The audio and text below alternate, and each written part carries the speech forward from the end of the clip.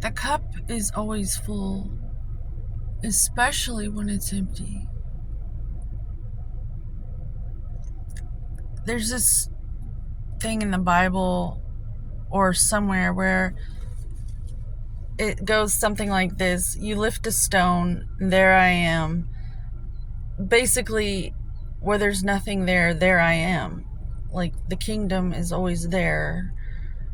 And I used to have this really beautiful cup that I bought at the Renaissance Festival. It's a chalice, and I left it behind when I moved because I know that I'm a cup.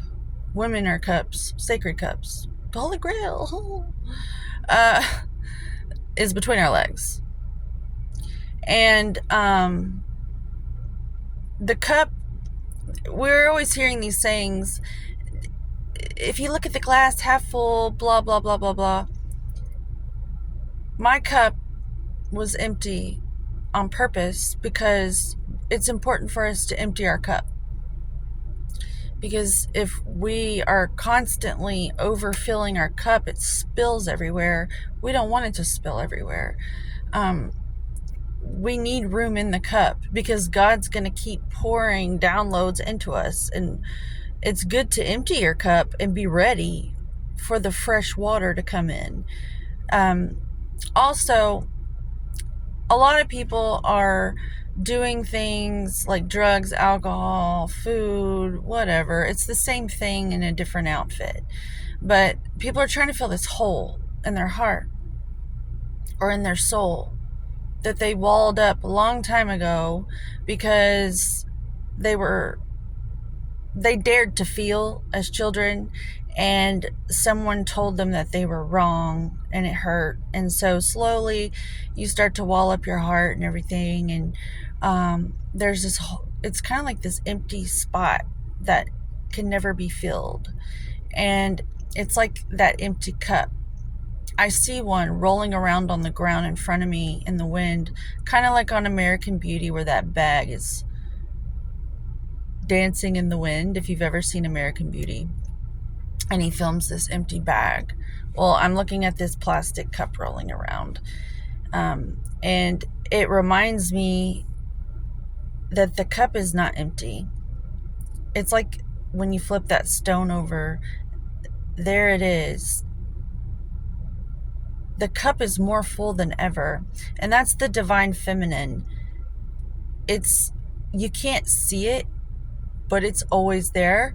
And our species is going to be getting to know her again, the Holy Spirit. Some have called her the Black Madonna, the Holy Spirit, Mary Magdalene. I've cultivated a relationship with her since I was a little girl because my mom was NA, not available. And so she took me in. The Holy Spirit took me in. And she was my mother. Mother Nature was my mother. And I take my advice from her because I don't have good role models as women. And nature is really, really nice and everything, but she's ruthless if you don't listen to her. And she needs to be, because none of this would exist if she didn't impress upon you how you need to change. Like, it's survival of the fittest, and if you can't handle it, then you need to go. We have enough cattle walking around, being consumers, shopping and everything. What we need now is wise elders to return to this world so that our children have someone to go to again. My grandparents are gone, and they were really good people. They were like the authority figures, people who you could always count on. They were dependable. And what we have left, and what I'm seeing, is people who are not dependable. They're addicted to drugs. they drink. They're just stupid. And they're toddlers. And they're certainly not wise elders. They've gotten soft. And sometimes I hate them. And really, I just know that that's not who I'm going to be.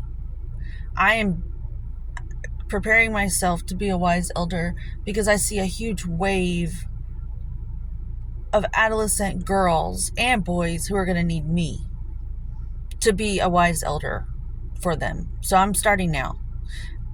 I started when my daughter was 1 year old, getting my shit together because I have too much pride and I'm not going to be a disappointment in that way. I still have a lot to work on. I'm irritable and cranky, and I'm verbally don't argue with me. That's all I gotta say. Just let me do my thing and I'll be fine. I'll go away. But anyway, this has gone on long enough. Empty your cup. Let it be empty because you're gonna get a lot of stuff put in that cup and you need space for it.